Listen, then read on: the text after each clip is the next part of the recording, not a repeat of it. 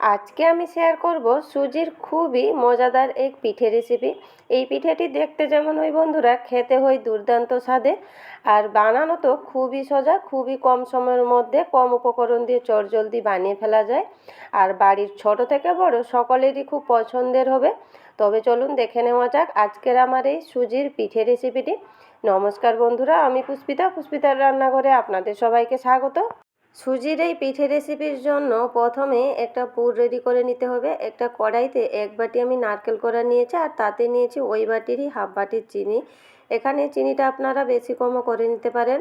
আর একটু ফ্লেভার ভালো আনার জন্য 2টা এলাচিকে থেতো করে নিয়েছি, আর 1 চামচ নিয়েছি মৌরিটা দিলে পুরটা খেতে খুব ভালো লাগে। এরপর লো ফ্লেমে সব কিছু ভালোভাবে মিশিয়ে চিনিটাকে নারকেলের সাথে মেল্ট করে নিতে হবে। এখানে ফ্লেমটাকে অবশ্যই লো রাখতে হবে। চিনিটা ভালোভাবে মেল্ট হওয়ার পর পুরটা যাতে একটু খেতে ভালো লাগে তার জন্য 2 চামচ পাউডার মিল্ক নিয়েছি। এটা সম্পূর্ণ অপশনাল, তবে দিলে পুরটা খেতে একটু ভালো লাগে।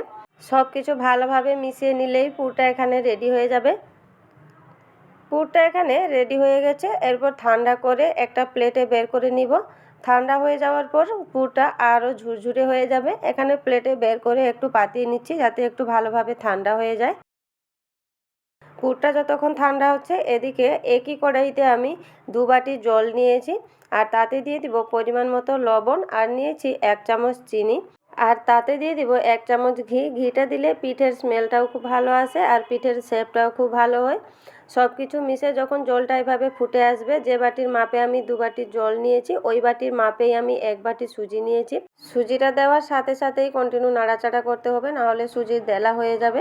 আর এখানে ফ্লেমটাকে অবশ্যই মিডিয়াম টু লো করে নিতে হবে। মিডিয়াম টু লো ফ্লেমেই এইভাবে কন্টিনিউ নাড়াচাড়া করলে ধীরে ধীরে সুজি শক্ত হয়ে কড়াইটা ছেড়ে দিবে, আর একটা স্মুথ ডোয়ে পরিণত হয়ে যাবে। সুজি হতে কিন্তু বেশি সময় নেয় না, মিনিমাম 2 থেকে 3 মিনিটের মধ্যেই শক্ত হয়ে একটা স্মুথ ডোয়ে পরিণত হয়ে যাবে। এখানে সুজিটা ধীরে ধীরে শক্ত হয়ে যাচ্ছে এবং কড়াইটাও ছেড়ে দিচ্ছে। যখনই সুজি সম্পূর্ণ শক্ত হয়ে এইভাবে কড়াই ছেড়ে দিবে, তখন ডোটা সম্পূর্ণ রেডি হয়ে যায়। এখানে সুজির ডোটা সম্পূর্ণ রেডি হয়ে গেছে। এরপর ঢাকা দিয়ে মিনিমাম 5 মিনিটের জন্য রেস্টে রেখে দিতে হবে, যাতে সুজিটা আরও ভালোভাবে সেদ্ধ হয়ে যায়। এখানে আমার 5 মিনিট হয়ে গেছে, আর সুজির ডোটাকে আমি একটা থালায় বের করে এনেছি। হাতে অল্প একটু ঘি লাগিয়ে সুজির ডোটাকে মিনিমাম 5 মিনিট মতন খুব ভালোভাবে মুথে নিতে হবে। এইভাবে মুথে নিলে পিঠেটি বানানোর সময় শেপটাও খুব ভালো আসবে, আর ডোটা আরও স্মুথ হয়ে যাবে। এখানে 5 মিনিট মতন আমি সুজির ডোটাকে খুব ভালোভাবে মুথে নিয়েছি, আর দেখুন কতটা সফট হয়ে গেছে। এদিকে পুরটাও ঠান্ডা হয়ে অনেকটা ঝুরঝুরে হয়ে গেছে। এরপর পিঠেগুলো বানিয়ে নিব। পিঠেগুলো বানানোর জন্য হাতে তেল বা ঘি একটু লাগিয়ে নিতে হবে। এরপর পরিমাণ মতো ডো হাতের তালুতে নিয়ে একটু গোল করে লেচির মতো করে নিতে হবে। লেচির মতো করে নেওয়ার পর মাঝখানে এইভাবে একটা বাটির শেপ করে নিতে হবে। সাইডগুলোকে হালকা একটু পাতলা করে মাঝখানে একটু মোটা রাখতে হবে। এইভাবে বাটির মতো শেপ করার পর তার মধ্যে পরিমাণ মতো পুর দিয়ে খুব ভালোভাবে মুখটা বন্ধ করে নিতে হবে, যাতে পুরটা বাইরে বেরিয়ে না আসে। এই পিঠেটি বানানো খুবই সোজা বন্ধুরা, খুব কম সময়ের মধ্যে এবং কম উপকরণ দিয়ে চটজলদিও বানিয়ে ফেলা যায়। এই শীতে এই পদ্ধতিতে এই পিঠেটি একবার ট্রাই করে দেখবেন। খুব সহজেই এখানে একটা পিঠে আমি বানিয়ে নিয়েছি, আর দেখুন কতটা সুন্দর লাগছে। আর পিঠেটি বানানো খুবই সোজা, যে কেউ খুব সহজেই বানিয়ে ফেলতে পারবে। একইভাবে এখানে আবারও একটা পিঠে আমি বানিয়ে দেখিয়ে দিচ্ছি। পরিমাণ মতো ডো হাতের তালুতে নিয়ে গোল করে একটা লেচির মতো শেপ করে নিতে হবে। এরপর মাঝখানে বাটির মতো শেপ করে তার মধ্যে পরিমাণ মতো পুর দিয়ে মুখটাকে খুব ভালোভাবে বন্ধ করে নিতে হবে।